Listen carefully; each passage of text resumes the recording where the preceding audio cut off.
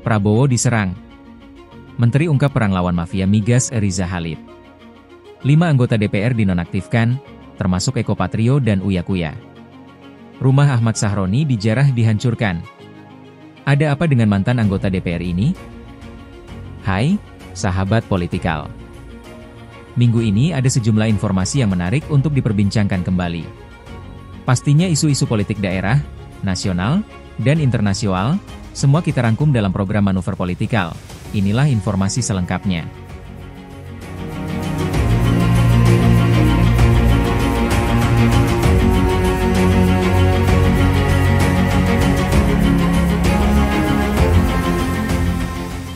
Demo besar mengguncang Indonesia, menekan Presiden Prabowo yang lawan mafia migas Riza Khalid. Menteri dukung bersih-bersih, tapi konflik ini ancam stabilitas. Pertarungan ini adalah perang serius antara reformasi dan kekuasaan lama. Berikut ulasan selengkapnya. Indonesia diguncang demonstrasi besar selama sepekan terakhir. Presiden Prabowo Subianto menghadapi tekanan politik, sosial, hingga ekonomi. Namun di tengah situasi panas ini, sejumlah menteri justru tampil mendukung Prabowo, dengan berani menyebut nama mafia migas Riza Khalid. Apa yang sebenarnya terjadi di balik drama ini? Apakah ini sekadar demo biasa, atau ada permainan besar dari kelompok mafia yang merasa terusik? Aksi demo sepekan terakhir mengganggu stabilitas sosial, politik, ekonomi. Laporan intelijen, ada truk penuh petasan, isu provokasi. Pertanyaan publik, spontan atau ada sponsor? Menteri KKP Sakti Wahyu Trenggono tegas menyebut tidak ada presiden sebelumnya yang berani melawan mafia migas. Menyebut langsung nama Riza Khalid dan kroni-kroninya. Menyinggung korupsi BUMN dan tantiem triliunan rupiah.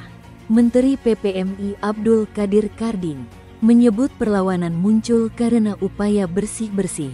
Serangan deras datang karena pihak-pihak lama merasa terancam. Dijuluki Raja Migas di era lalu, namanya mencuat dalam kasus Papa Minta Saham 2015. Disebut punya jaringan kuat di migas dan politik. Lama berada di luar negeri, tapi bayang-bayang pengaruhnya masih terasa. Jika nama ini kembali muncul, artinya ada perang besar di level elit. Jika demo berlanjut, risiko investor lari, rupiah melemah. Tapi jika Prabowo mundur dari agenda bersih-bersih mafia makin kuat.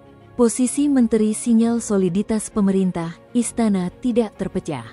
Pertanyaan besar, apakah Prabowo cukup kuat menghadapi gabungan tekanan jalanan plus mafia elit? Tanda hubung, tanda hubung, tanda hubung. Pertarungan yang sedang kita saksikan bukan hanya antara demonstran dan pemerintah, tapi lebih dalam, antara presiden yang berusaha melakukan bersih-bersih, melawan mafia lama yang tak mau kehilangan kuasa. Nama besar seperti Riza Khalid kembali muncul, memperlihatkan betapa seriusnya perang ini. Pertanyaannya, apakah Prabowo bisa menang melawan mafia migas yang selama puluhan tahun menguasai negeri? Atau justru, sejarah akan kembali berulang?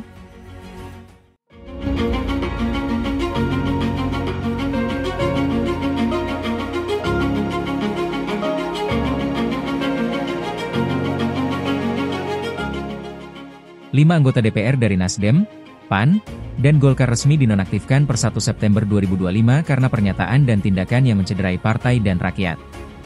Status nonaktif berarti mereka tidak dapat beraktivitas maupun menerima fasilitas DPR, sebagai langkah menjaga marwah lembaga legislatif. Penonaktifan ini bukan pemecatan formal, melainkan keputusan partai untuk menjaga disiplin dan kehormatan. Berikut ulasan selengkapnya.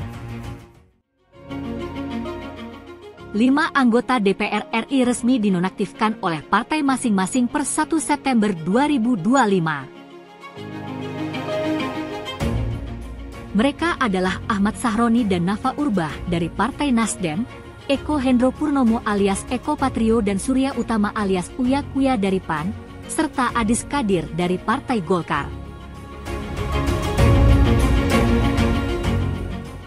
Langkah ini diambil partai menyusul berbagai pernyataan dan tindakan para anggota yang dianggap mencederai perasaan rakyat serta mencoreng perjuangan partai.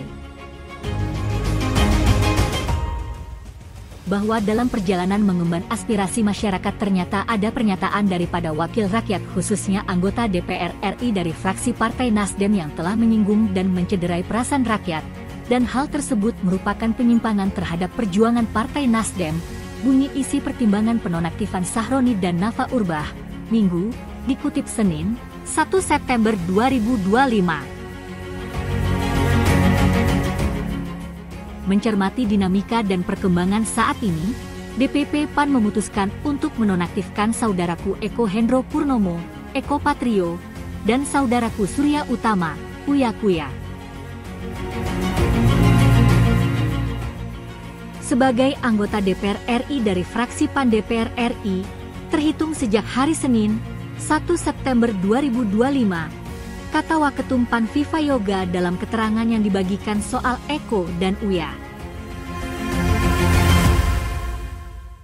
Menonaktifkan saudara Adis Kadir sebagai anggota DPR dari fraksi Partai Golkar, terhitung sejak Senin, 1 September 2025, kata Sekjen Golkar Ahmad Sarmuji.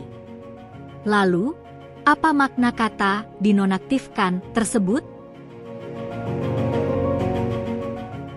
Ketua Mahkamah Kehormatan Dewan, MKD, DPR RI, Nazaruddin Dekgam penonaktifan anggota DPR bermasalah penting dilakukan untuk menjaga marwah lembaga legislatif. Menurutnya, status nonaktif bukan sekadar simbolik, tapi juga membuat anggota tak akan mendapat fasilitas lagi. Kalau sudah dinonaktifkan, artinya mereka tidak bisa lagi beraktivitas sebagai anggota DPR, kata Nazaruddin kepada wartawan sebagaimana dimuat Detik. Dengan dinonaktifkan, otomatis mereka juga tidak bisa mendapatkan fasilitas ataupun tunjangan sebagai anggota DPR RI, ujarnya. Menurutnya ketegasan parpol penting dalam hal ini, sehingga masyarakat bisa menilai DPR sebagai lembaga yang serius menjaga kehormatannya. Nonaktif bukan pemecatan? Sementara itu, mengacu pada UU Nomor 17 Tahun 2014 tentang Majelis Permusyawaratan Rakyat, Dewan Perwakilan Rakyat, Dewan Perwakilan Daerah, dan Dewan Perwakilan Rakyat Daerah, MD3, sebenarnya tidak ada diksi penonaktifan anggota dewan. Namun pemberhentian bisa dilakukan, mulai dari pemberhentian antar waktu, penggantian antar waktu, pemberhentian sementara. Pemberhentian antar waktu biasanya terjadi jika anggota meninggal dunia, mengundurkan diri, atau diberhentikan. Penggantian antar waktu bisa dilakukan sesuai dengan keputusan partai masing-masing. Sementara itu, pemberhentian sementara bisa dilakukan karena beberapa hal. Seperti menjadi terdakwa dalam perkara tindak pidana umum yang diancam dengan pidana penjara paling singkat 5 tahun, atau menjadi terdakwa dalam perkara tindak pidana khusus.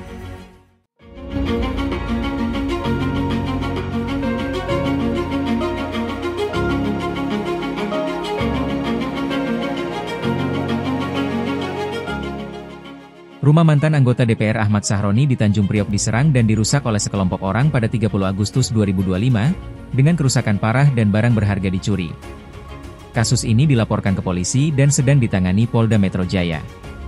Diduga ada kaitan dengan pernyataan kontroversial Sahroni yang menolak pembubaran DPR, namun motif pastinya masih diselidiki.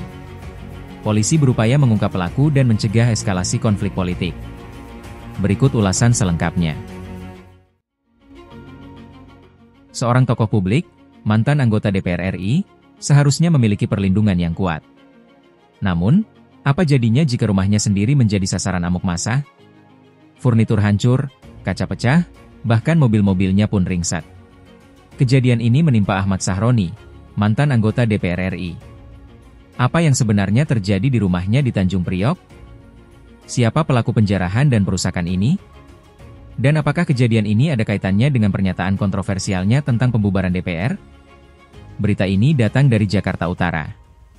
Pada Senin, 1 September 2025 malam, mantan anggota DPR RI, Ahmad Sahroni, resmi melaporkan kasus penjarahan dan perusakan rumahnya ke Polres Jakarta Utara. Laporan ini dibuat oleh kuasa hukumnya. Menurut Kasih Humas Polres Metro Jakarta Utara, Ibda Mariati Jonggi, kasus ini akan ditangani lebih lanjut oleh Polda Metro Jaya. Ini menunjukkan bahwa kasus ini dianggap serius dan memerlukan penanganan khusus dari tingkat yang lebih tinggi. Penyelidikan sebenarnya sudah dimulai bahkan sebelum laporan dibuat.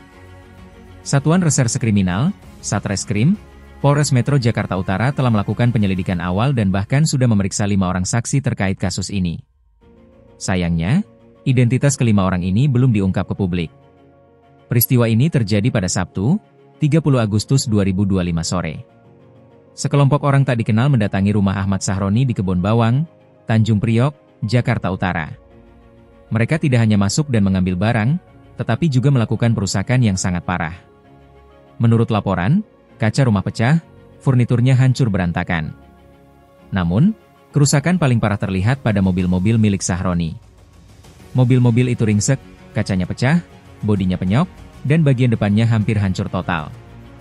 Selain perusakan, para pelaku juga mengambil beberapa barang berharga.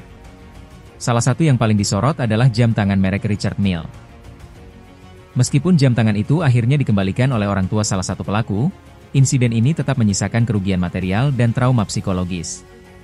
Pertanyaan besar yang muncul adalah, apakah ada kaitannya antara perusakan rumah ini dengan pernyataan kontroversial Ahmad Sahroni?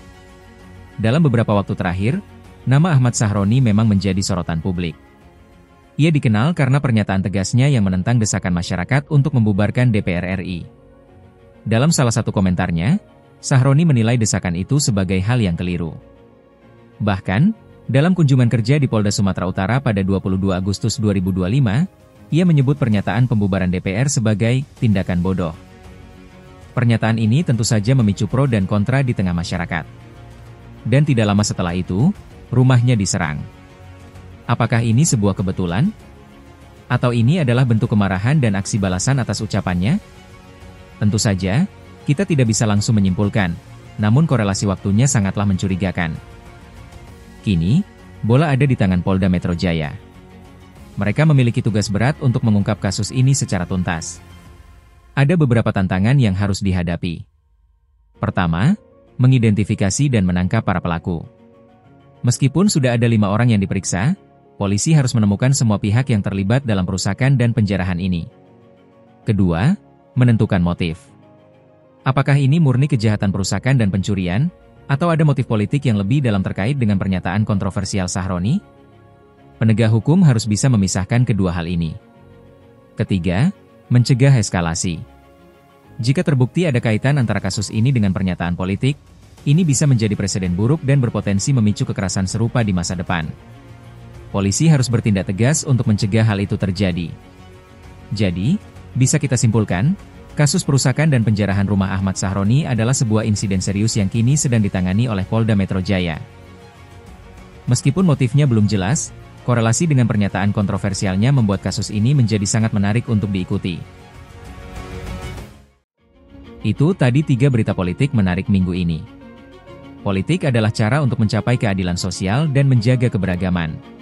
Ingat, politik adalah perjuangan untuk mencapai tujuan nasional dan mewujudkan cita-cita bangsa. Kata Soekarno.